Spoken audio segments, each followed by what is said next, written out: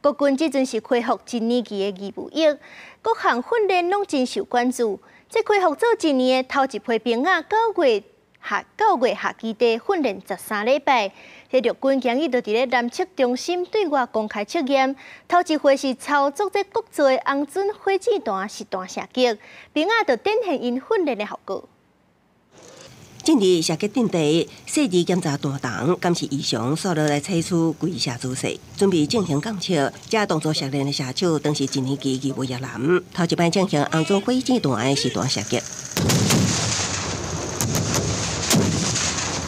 接到射击指令，叶人开保险，搭配5倍光学瞄准镜，瞄准了后发射红准火箭弹，精准击到200公尺外的地区，场面真震撼。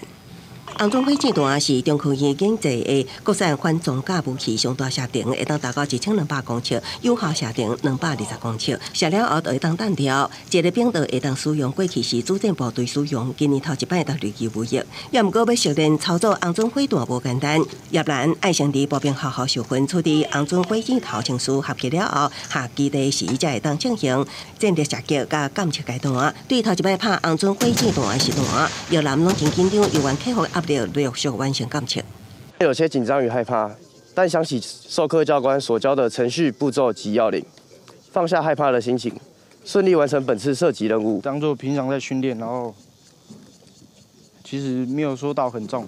也毋过射击过程出现小可代志，为叶兰亲像无法度顺利发射。也毋过依序进行各种排毒，也印证国军实施实战化训练，考验官兵应变能力。他在静置60秒之后，要实施第2次的射击。 如果仍然不发火，那就是弹药的问题。那我们这个不发火的弹药会后面交由这个未爆弹处理小组去做处置。是新式弹药，我们目前为止射击到现在只发生过1次。记者综合报道。